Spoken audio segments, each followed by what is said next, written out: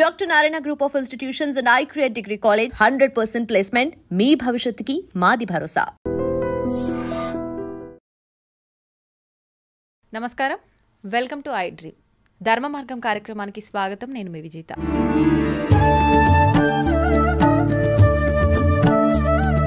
ప్రస్తుతం మనతో పాటు ఉన్నారు గోవర్ధనికో విలేజ్లో. వారు ఎన్నో సేవలను అందించి కృష్ణతత్వంలోని మెలకువలను, ఆధ్యాత్మిక మార్గంలోని మెలకువలను ఎప్పటికప్పుడు మనందరికీ కూడా తెలియజేస్తూ ఉంటారు. ప్రణవానంద ప్రభుజీ గారు ప్రస్తుతం నాతో పాటు ఉన్నారు. ఇప్పుడు వారితో మాట్లాడి మరిన్ని విషయాలు తెలుసుకుందాం. దేనికి సంబంధించి అంటే మనకు అతి త్వరలో వినాయక చవితి రాబోతుంది. నిజంగా పూర్వం నుండి వినాయక చవితి ఏ విధంగా జరుపుకునేవారు, ఇప్పుడు మనం జరుపుకునే విధానం అంతా కూడా కరెక్టేనా, మనం నిజంగా వినాయక చవితి పూజా విధానంలో ఎటువంటి విషయాలు దృష్టిలో పెట్టుకోవాలి, ఎటువంటి మెలకువలు పాటించాలి, ఈ పూజా విధానం ఏ రకంగా ఉంటే గణపయ్య ఆశీస్సులు మనందరం కూడా పొందగలుగుతాం, ఇలాంటి మరిన్ని విషయాలు ప్రభుజీతో మాట్లాడి తెలుసుకుందాం. హరే కృష్ణ ప్రభుజీ. హరే కృష్ణ మాతాజీ, ప్రణామాలు. ఎలా ఉన్నారు? బాగున్నాను ప్రభుజీ, మీరు ఎలా ఉన్నారు? బాగున్నాను. సంతోషం ప్రభుజీ. మిమ్మల్ని చూడగానే ఒక పాజిటివ్ వైబ్రేషన్స్ వస్తూ ఉంటాయి. ఆ ఫేస్లో తెలియకుండానే చిరునవ్వు చాలా శాంతంగా అనిపిస్తుంటుంది ప్రభుజీ. నిజంగా స్టూడియో అంతా కూడా. Thank you Prabhuji, thank you. సంతోషం ప్రభుజీ. వినాయక చవితి రాబోతోంది. నిజంగా పూర్వం నుంచి కూడా అసలు వినాయక చవితి జరుపుకునే విధానం ఏ రకంగా ఉంది? ఇప్పుడు చూసుకుంటే మనకు నవరాత్రుల్లో కూడా దేవుడికి పూజ చేయడం కంటే ఎక్కువ ఉత్సవాలు, హంగులు, ఆర్భాటాలు, పాటలు, రకరకాల సందడి చేస్తున్నారు. నిజంగా ఈ చేసే విధానం అంతా కరెక్టేనా? ఏ రకంగా చేసుకోవాలి? అసలు ఎలాంటి విషయాలు దృష్టిలో పెట్టుకోవాలి మనం వినాయక చవితి గురించి? ఏ రకంగా జరుపుకోవాలి? ఏదైనా తప్పు చేస్తున్నామా? చేస్తే ఏం తప్పు చేస్తున్నామా పూజలో? చాలా మంచి ప్రశ్న అడిగారు. ఇప్పుడు వినాయక చవితి రాబోతుంది, అందరూ కూడా సిద్ధమవుతున్నారు వినాయక ఉత్సవాలు చేయడానికి.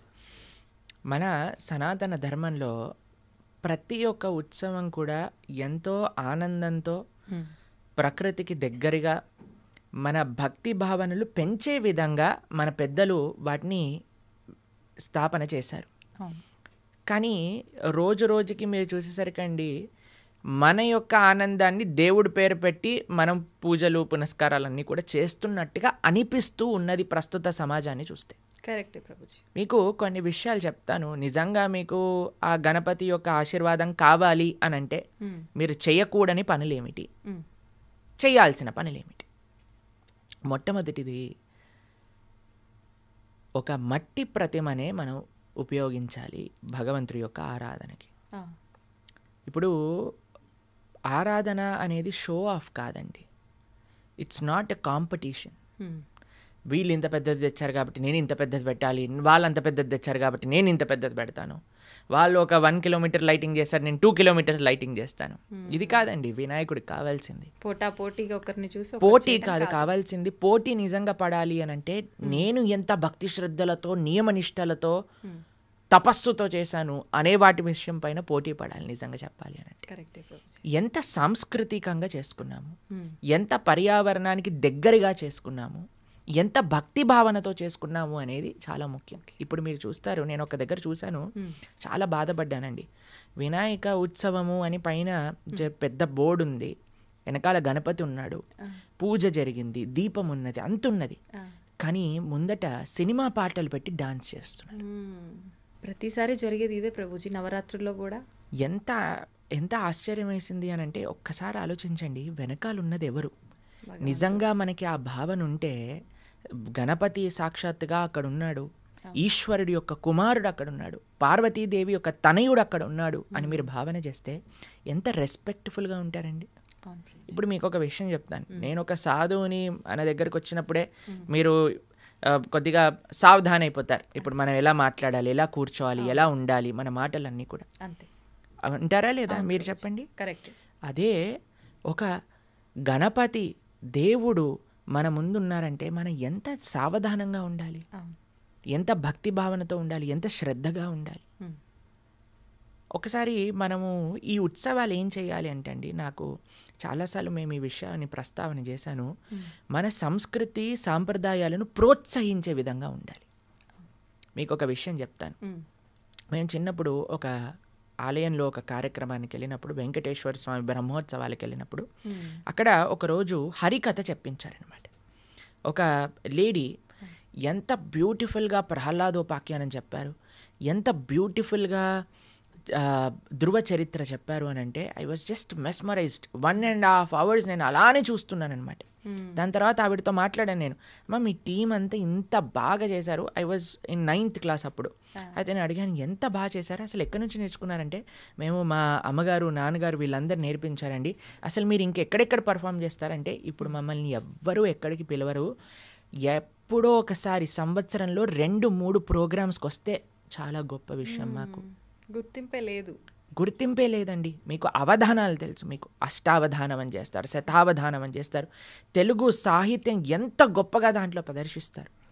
మనకి ఎంత కూచిపూడి, భరతనాట్యం, ఎంత సాంస్కృతికమైన కీర్తనలు, సంకీర్తనలు, హరినామ జపములు, ఎంత అద్భుతమైన విషయాలు మనం చేసుకోవచ్చు ఒక పండగ వాతావరణంలో. ఇప్పుడు తెలుసా అండి మీకు, ప్రపంచ దేశాలు మీరు ఇంటర్నెట్లో చూసే ఉంటారు, లండన్లో పెద్ద పెద్ద చర్చెస్లలో, పెద్ద పెద్ద చాపెల్స్లలో thousands of people కూర్చొని, అందరు వెస్టర్నర్స్, వాళ్ళందరూ కూర్చొని హరే కృష్ణ సంకీర్తన చేస్తూ ఉన్నారు. ఇంటర్నెట్లో చాలా మంది ఇప్పుడు వైరల్ అయిపోతున్న వీడియోస్ చూస్తుంటారు. ప్రపంచం మొత్తం కీర్తన్ అని అన్న వర్డ్ చూడండి, అందరు వచ్చేస్తుంటారు, హౌస్ఫుల్ అయిపోతాయి అన్నమాట అలాంటి షోస్. ఎందుకంటే జనాలందరికీ ఆ ఆధ్యాత్మికమైన ఆ వైబ్రేషన్స్, మీరు ఇందాక అన్నారు కదా ఆధ్యాత్మిక వైబ్రేషన్స్ ఫీల్ అవుతామని, అది భగవన్నామంలో ఉన్నది. కలో దోష నిదేరాజన్ అస్తి ఏకోన్మహాన్ గుణాన్ కీర్తనాతేవ కృష్ణస్య ముక్త సంగ పరం వ్రజేత్ అని భాగవతం చెప్తుంది మనకి. ఎక్కడైతే హరినామం చేస్తారో, ఎక్కడైతే భగవన్నామ సంకీర్తన జరుగుతుందో అది మొత్తం ప్రపంచానికి మేలు చేస్తుంది.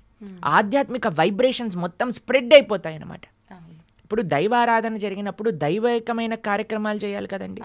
మనం సినిమా పాటలు పెట్టి, అంటే ఒక రకమైన భౌతికమైన ఎన్వైరన్మెంట్ అక్కడ తయారు చేస్తే మీరు ఒక్కసారి ఆలోచన చేయండి, అక్కడ నిజంగా గణపతి వస్తాడా అలాంటి ప్రదేశానికి? చెప్పండి. ఖచ్చితంగా రాడు ప్రభుజీ. ఎక్కడైతే భక్తి భావన ఉంటుందో, ఎక్కడైతే మనకి నిష్ట ఉంటుందో అక్కడే వస్తాడండి. కాబట్టి మనం ఎప్పుడైనా సరే అసలు పెద్దల్ని తెలుసుకోండి, అసలు ఎలా చేయాలి. ఏదైనా ఉత్సవం మనం చేద్దాము అని అనుకుంటే అసలు ఎలా చేయాలి, ఏంటి అసలు శాస్త్రంలో చెప్పిన విధి విధానములు ఏంటి, ఏం చెయ్యాలి, ఏం చెయ్యకూడదు అనే విషయాలన్నీ నేర్చుకోవాలండి. అన్నిటినీ కూడా ఏదో షో ఆఫ్గా, ఏదో పోటీగా చేయకూడదండి. అది చాలా తప్పు అవుతుంది. ఇంకా కరెక్ట్ ఫలితాలు రాకుండా చెడ్డ ఫలితాలు వస్తాయి మనకు నిజంగా. మీరు ఈ విషయం వినే ఉంటారు, మీరు ఎప్పుడైనా వినాయక వ్రత కథ వింటే, ఆయన ఒకసారి ఆయన పొట్ట పగిలిపోయినప్పుడు చంద్రుడు నవ్వుతాడు. అప్పుడు పార్వతీదేవికి చాలా కోపం వచ్చి చంద్రుడికి శాపం ఇస్తుంది. మీరు విన్నారా ఈ కథ? అదే ఒకసారి మీరు చూడండి, దాని లోపల తత్వం ఏంటి, గణపతిని ఎగతాళి చేశాడు, అంతే కదండి. మనం కూడా వినాయక నిమజ్జనాల పేరుతో, వినాయక ఉత్సవాల పేరుతో గణపతి ముందు వేసే డాన్సులు. నేను ఒకసారి ఒక కమిటీ వాళ్ళు మీటింగ్ చేస్తుంటే I was just happen to be there అనమాట, ఒక సొసైటీలో. అయితే అక్కడ అంటున్నారు డీజే మాత్రం కిరాకు ఉండాలి అని అంటున్నారు. నేను ఏదో పైన చదువుకుంటున్నాను, కింద జరుగుతుంది, సో నేను వినగలుగుతున్నాను అనమాట. వాళ్ళు మాట్లాడు మొత్తం జోష్ ఉండాలి, మొత్తం ధూమ్ ధామ్ చేయాలి. ఇదా అండి గణపతికి కావాల్సింది? మీరు మీరు నిజంగా అలాంటి డాన్సులు వేయాలంటే ఒక డిస్కోటెక్కి వెళ్ళండి, వినాయకుడి ముందు కాదండి వేయాల్సింది. మనము భగవంతుడి ముందు నృత్యం చేస్తాం. మీరు హరే కృష్ణ డివోటీస్ ఏ ఇస్కాన్ టెంపుల్కి వెళ్ళినా సరే నృత్యము అనేది చాలా ముఖ్యమైన పార్ట్ మా ఆరాధనలో భగవంతుడికి. మేము నృత్యం చేసేది ఎందుకో తెలుసా అండి, ఏదో నాకు మజా వస్తుందని కాదండి. మేము ఎప్పుడు నృత్యం చేసినా సరే అరే కృష్ణుడికి మేము చేసే నృత్యం ఆనందాన్ని ఇవ్వాలి అనే దాంతో. ఉత్సవాల్లో కూడా చూసాం ప్రభుజీ మీ స్టేటస్ లో ఎంత భక్తి భావనతో చెయ్యాలన్నమాట. ఎంతో మేము ఎప్పుడు కూడా నృత్యం చేసినా సరే కృష్ణ ఇది నీ యొక్క సంతోషం కోసము అనే ఒక భావనతో ప్రార్థన చేస్తూ ఎంతో లయబద్ధంగా కీర్తనకి అనుగుణంగా భగవన్నామాన్ని చెప్తూ నృత్యం చేస్తాం భక్తులందరూ కూడా.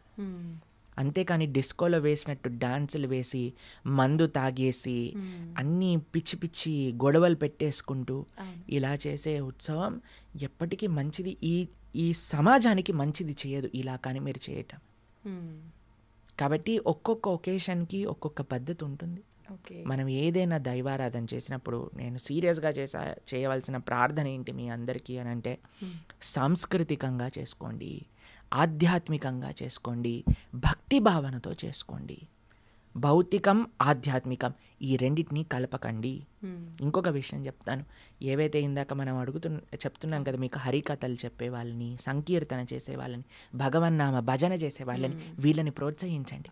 ఈ ఉత్సవాలలో మీరు కానీ వాళ్ళని పిలిస్తే, వాళ్ళకి ఒక ఛాన్స్ ఇస్తే ఆ కళ ముందుకెళ్తుందండి. దాన్ని నేర్చుకోవాలని ఒక ఎంతూజియాజం జనాల్లో పెరుగుతుంది. కాబట్టి ఏదైతే మనం షోకేస్ చేస్తామో దానిపైన ఎంతూజియాజం పెరుగుతుంది. కాబట్టి మేము అందరికీ మా చేతులు జోడించి చేయాల్సిన ప్రార్థన ఏదన్నా ఉంటే, భగవంతుడిని, దేవుడిని అర్థం చేసుకోండి, ఆ సీరియస్నెస్ని అర్థం చేసుకోండి. మన సనాతన ధర్మం యొక్క బ్యూటీ ఏంటి అని అంటే, it is well connected with nature, spirituality and happiness. ఆనందం అంటే కేవలం ఈ పిచ్చి పనులు చేయటంలో ఆనందం రాదు.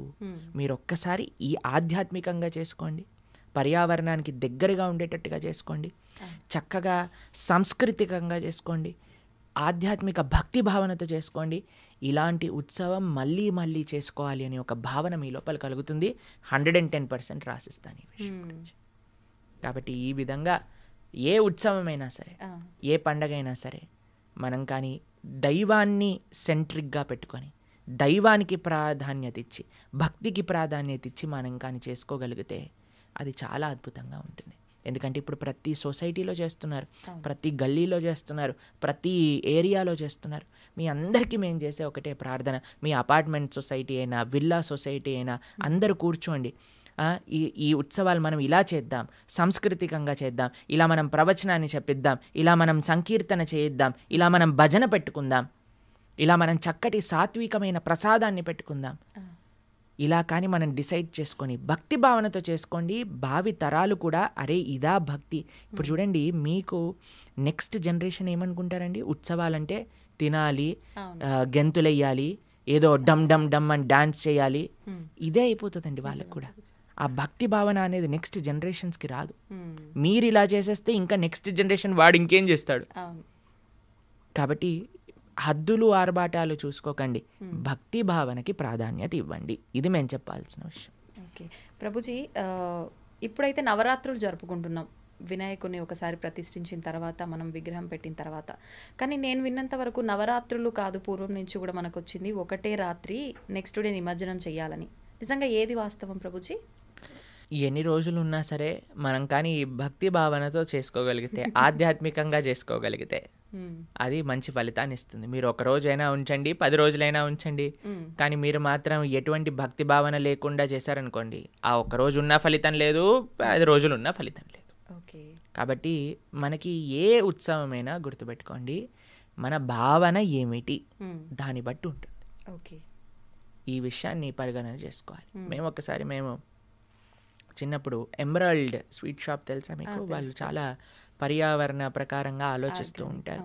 అయితే ఒకసారి ఇలా చెప్పారనమాట, ఈకో ఫ్రెండ్లీ విధంగా చేసుకోవాలి అన్నప్పుడు మేము ఒకసారి ఎడ్ల బండిని తీసుకొచ్చామన్నమాట గణపతి నిమజ్జనానికి.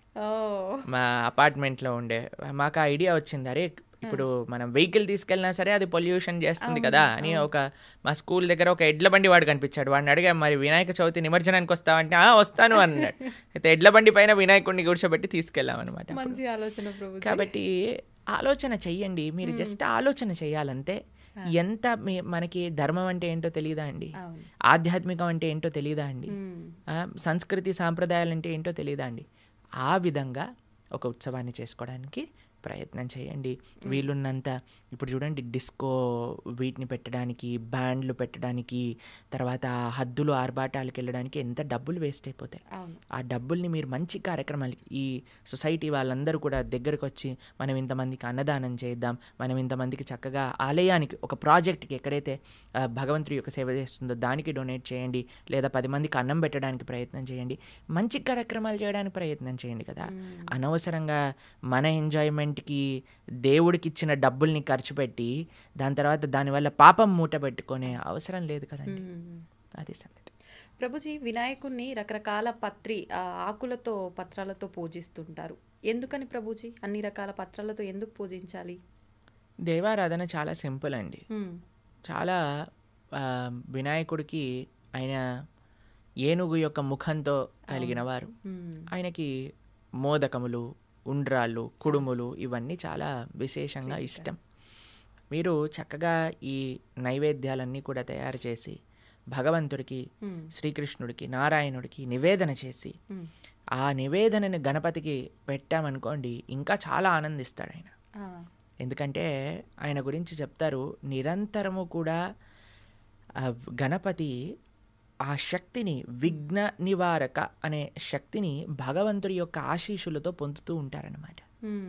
స్వామి ఎప్పుడూ కూడా ఆయన శ్రీపాద చిహ్నములు గణపతి పైన ఉంటాయి.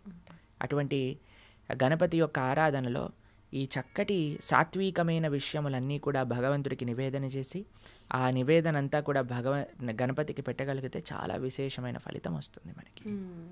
ప్రభుజీ, మనం చంద్రుడిని చూస్తే నీలాప నిందలు ఎదుర్కొంటామని చెప్పి ఇందాక మీరు కూడా చెప్పారు. అయితే అది ఓన్లీ వినాయక చవితి రోజు మాత్రమేనా, ప్రతిసారి వచ్చే చవితిగా? ఇదొక సందేహం. లీలాప నిందలు మీరు చేసే తప్పుడు పనుల వల్ల వస్తాయి, కానీ చంద్రుడిని చూడటం వల్ల రాదు. కాబట్టి మనము అన్ని పిచ్చి పనులు చేసి చంద్రుడి వల్ల నాకు లీలాప నిందలు వచ్చాయి అని అనలేం కదండి. ఏం చేసినా మనం మంచిగా ఉంటే, మనం భగవంతుడికి శరణాగతుడు ఉంటే ఎటువంటి కష్టాలు జీవుడికి రావు. అన్నిటికంటే ముఖ్యమైనది ఏంటి అని అంటే, ఇది ఇలా చేస్తే నల్ల పెళ్ళిపోయినందుకు నాకు ఇలా అయిందా, చంద్రుడిని చూసినందుకు నాకు ఇలా అయిందా, కన్ను రెప్పలు పడినందుకు ఇలా అయిందా, బల్లి పడినందుకు ఇలా అయిందా, ఇవన్నీ విషయాలు ప్రపంచంలో జనాలందరూ చిన్ని చిన్ని విషయాల వల్ల ఒక రకమైన మానసిక స్థితిలో, అరే నేను ఇప్పుడు ఇది నల్ల నువ్వులు తీసుకున్నాను, ఉప్పు పట్టుకున్నాను, అదైంది ఇదైంది, వీటన్నిటిని పక్కన పెట్టండి. మనకి కావాల్సినది ఏంటి అని అంటే, భగవంతుడి పైన నమ్మకం మనం పెంచుకోవటం, మనము ధార్మికంగా ఉండటం. మనం ధార్మికంగా కానీ ఉండగలిగితే, భగవంతుడి పైన పూర్తి విశ్వాసం నమ్మకంగా ఉండగలిగితే, మనకి ఏది జరిగినా సరే ఆ స్వామి మంచిగా చేస్తాడు. కాబట్టి ఇలాంటి చిన్ని చిన్ని విషయాల గురించి మనం ఎప్పుడు పట్టించుకోరాదండి. మనం కావాల్సినది మన భక్తి భావన భగవంతుడి పైన ఉన్నదా, ఇది అన్నిటికంటే ముఖ్యమైన విషయం. ప్రభుజీ, భగవంతుని ఆరాధించడానికి మనకు సాంప్రదాయం, ఆచారం, వంతన, ఆనవాయితీ ఇవన్నీ అవసరం లేదనే చెప్పొచ్చు.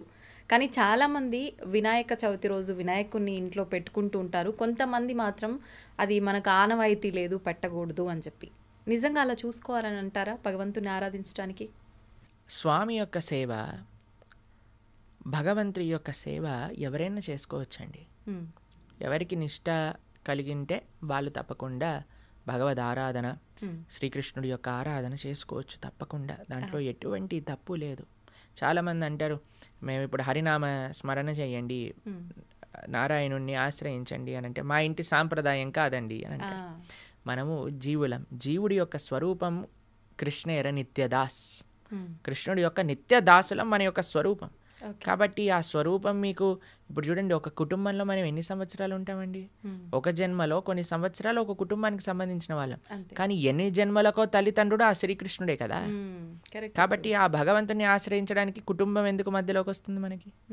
కాబట్టి చక్కగా మనం భగవంతుడి యొక్క సేవ చేసుకోవచ్చు, దాంట్లో ఎటువంటి తప్పు లేదు. ప్రభుజీ, గణపయ్య పూజ తర్వాత ఖచ్చితంగా లాస్ట్లో గుంజిలు తీస్తుంటారు. దాని వెనకాల ఆంతర్యం ఏంటి ప్రభుజీ? గుంజిళ్ళు తీయడానికి ఆంతర్యం ఏమిటి అని అంటే, మనం చేసే తప్పులకి క్షమాపణ అడగటము. కానీ మీరు గుంజిళ్ళు తీసాక మళ్ళీ మీరు కొత్త ఖాతాను ఓపెన్ చేసేసి మళ్ళీ చేసిన తప్పులు చేశారనుకోండి, ఆ గుంజిళ్ళు వేస్ట్ అయిపోయినట్టు. అది జస్ట్ ఒక ఎక్సర్సైజ్ అవుతుంది. దాన్ని మీరు ఎలాగైతే జిమ్లో చేస్తారో అలానే అవుతుంది గణపతి ముందు చేసింది కూడా. కానీ మనం భగవంతుడి ముందు చేసే ఏ ప్రార్థన, ఏ క్షమాపణ ఎటువంటిది అని అంటే, ఏమని గుంజిళ్ళు తీయాలో తెలుసా అండి? ఇంకోసారి నేను ఈ తప్పు చెయ్యను, ఆ తప్పు చెయ్యకుండా నాకు శక్తినివ్వు. గణపతికి అందరు ప్రార్థన చేస్తారు, నేను అనుకున్న దాంట్లో ఎటువంటి కష్టాలు రాకుండా, ఎటువంటి ఆటంకాలు రాకుండా నన్ను ప్రార్థన చెయ్యి అని అంటారు. దాంతోపాటు ఇంకొక ప్రార్థన యాడ్ చేయండి. ఏంటో తెలిసిన మీకు? అయ్యా, నేను ఏదైనా తప్పు పని చేయడానికి వెళ్తే దాంట్లో ఆటంకాలు కలిగించు అని ప్రార్థన చేయాలి గణపతికి. కలిగించమని. నేను ఏదైనా అధార్మికమైన పని చేస్తే దాంట్లో ఆటంకాలు కనిపించి నన్ను ఆ తప్పు చెయ్యకుండా నువ్వే కాపాడు అని కూడా ప్రార్థన చేయాలి గణపతి. ఎందుకంటే మనకు తెలియదండి, మనం అనుకుంటాం ఇది మంచి పని అని, నీకు తెలియదు కదా అది మంచి పనో మంచి పని కాదో. కాబట్టి భగవంతుడి పైన నమ్మకం పెట్టుకోవాలి, గణపతికి ప్రార్థన చేయాలి. తండ్రి, ఏదైనా తప్పు మార్గంలోకి వెళ్తే నన్ను కాపాడు అనే ఒక ప్రార్థన కూడా మనం గణపతికి చేయొచ్చు. ఇంకొక విషయం చెప్తానండి, గణపతి మహాభారతాన్ని లిఖించారు. మీకు ఆ విషయం తెలుసా? తెలీదా? వేదవ్యాసుడు మహాభారతాన్ని రాయాలి అని అనుకున్నప్పుడు ఎవరు ఈ సేవ చేయగలుగుతారు అని చూస్తే గణపతిని పట్టుకొస్తారనమాట. మా వ్యాసుల వారు ఒక విషయం చెప్తారు, నేను చెప్తూ ఉంటాను, నువ్వు రాస్తూ ఉండాలి, కంటిన్యూస్గా రాస్తూ ఉండాలి అని అంటున్నప్పుడు ఆయన రాస్తూ రాస్తూ రాస్తూ ఉన్నప్పుడు ఆయన కలం ఏదైతే ఉందో అది విరిగిపోతుంది. అప్పుడే గణపతి దంతాన్ని విరక్కొట్టేసి రాయటం ప్రారంభం చేస్తారు. కాబట్టి ఎంత కర్తవ్య నిష్ఠ భగవత్ సేవలో గణపతికి ఉన్నది. ఆ శ్రీకృష్ణుడి యొక్క దివ్య చరిత్ర, శ్రీకృష్ణ భగవానుడి యొక్క భక్తుల యొక్క చరిత్ర నేను పూర్తి చేస్తాను అనే దృఢ నిశ్చయం, భగవంతుడి యొక్క సేవకి 100% కమిట్మెంట్ గణపతి చూపించారు. అలానే మనం కూడా భగవత్ సేవ, భగవద్ ఆరాధనలో నిష్ఠ ఉండాలి అని మనం గణపతికి ప్రార్థన చేయాలి. నాకు అలాంటి శక్తినివ్వు భగవంతుడి యొక్క సేవ చేసుకోవడానికి అని మనం ప్రార్థన చేయాలి. ఇంకొక విషయం చెప్తానండి. గణపతి యొక్క విగ్రహాన్ని మనం చూసేటప్పుడు మనకి ముందు ఆయన చెవులు కనిపిస్తాయి, పెద్ద చెవులు కనిపిస్తాయి. గణపతి సూచన ఏంటి అని అంటే మంచి విషయాలను వినటం నేర్చుకో. గణపతి ముఖం చూసారా మీరు ఎప్పుడైనా? నోరుని చూసారా? నోరు కనిపించదు, తొండం కింద ఉంటుంది. మనం మాత్రం మనల్ని ఎవరిని చూసారనుకోండి ఫస్ట్ మాట్లాడేస్తాం, మనం పెద్ద నోరు వేసుకొని కాకా కాకా కాకా అని కంటిన్యూస్గా మాట్లాడేస్తూ ఉంటాం. వద్దురా బాబు అన్నా సరే మాట్లాడేస్తూ ఉంటాం, మనం సజెషన్స్ అడగకపోయినా సరే మాట్లాడేస్తూ ఉంటాం. కానీ గణపతి ఏం చేస్తున్నాడంటే నువ్వు మాట్లాడక ఎక్కువగా.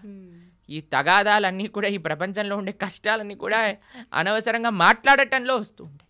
కాబట్టి తక్కువ మాట్లాడు, ఎక్కువ విను, మంచి మాటలను విను, వినటంలో శ్రద్ధ ఉంచు, మాట్లాడటంలో శ్రద్ధ. ఇప్పుడు ప్రపంచంలో ఉండే వాళ్ళందరూ మాట్లాడడానికి సిద్ధమైపోయారండి. ధర్మాధర్మ విచక్షణ లేకున్నా, శాస్త్ర పరిజ్ఞానం లేకున్నా నేను మాట్లాడేస్తాను ధర్మం, నాకు తోచిందే ధర్మము, నేను పట్టుకున్న కుందేలుకి 3 కాళ్ళు అన్నట్టుగా చేస్తూ ఉన్నారనమాట. కానీ అలా కాకుండా వినటం ప్రయత్నం చేయి. మంచి విషయాలు ఎవరైతే చెప్తున్నారో, మంచి మాటలు ఎవరైతే చెప్తున్నారో వాళ్ళ విషయాలు విని నేర్చుకో అని గణపతి మనకి సూచిస్తున్నారు.